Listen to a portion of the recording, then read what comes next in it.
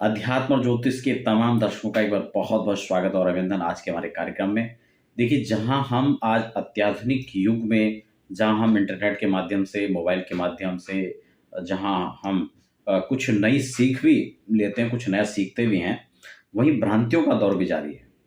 अभी कल यानी 14 अक्टूबर 2023 की हम जब बात करें, सर्वपितृ अमावस्या है, उसको लेकर के तमाम कन्फ्यूजन बना हुआ है।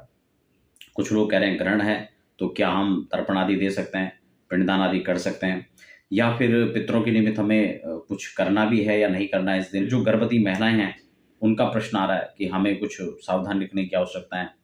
तो मैं यहाँ पर बड़ा स्पष्ट क्लियर कर देना चाहता हूँ कि सबसे पहले आप इस बात को समझ लीजिए कि क्या ग्रहण है भी नहीं, क्योंकि लोग राशिफल बताने लगे हैं, उसका इफेक्ट क्या क्या रहेगा उस पर डिस्कस होने लगा है। तो ये तमाम एनालिसिस जो हो रहे हैं वो किस बेस पर हो रहे हैं मुझे इसकी जानकारी नहीं है, लेकिन हाँ, मैं आपको बड़ा स्पष्ट कर देता हूँ कि यह जो ग्रहण पड़ेगा, यह अमेरिका, आपका अफ्रीका है, अर्जेंटीना है, कोलंबिया है, या फिर ब्राज़ील है, इन राष्ट्रों के अंदर, इन देश के अंदर जो है यह ग्रहण पड़ने वाला है। जबकि भारतवर्ष में इस ग्रहण का किसी भी प्रकार से कोई लेना-देना नहीं है, क्योंकि ग्रहण काल, जिस समय ग्रहण लग रहा है, वो भारतीय समय के अनुसार देखा जाए तो रात्रि पौने 9 साढ़े 8 के बाद यह ग्रहण लगेगा और रात्रि 2:26 के आसपास यह ग्रहण खत्म हो जाएगा।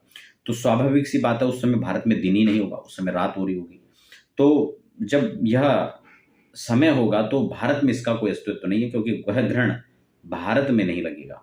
रात्रि के समय वहाँ पर दिन हो रहा होगा, इसलिए वहाँ पर लगेगा, वहाँ पर उसकी सभी धार्मिक मान्यताएँ या फिर जो अन्य चीज़ें हैं, उसका प्रभाव वहाँ पर रहेगा।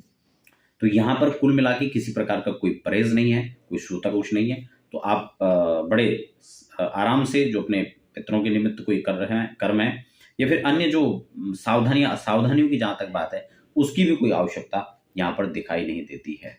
हाँ, आने वाला जो चंद्र ग्रहण पड़ेगा, उसकी 28-29 को, तो उसका जो है यहाँ पर पूर्ण रूपेण असर है, और उसको लेकर मैं शीघ्र आपके साथ चर्चा करूँगा, चाहे वो राशिफल की बात हो, चाहे उसके समय को लेकर के बात हो, पर्व काल को लेकर बात हो।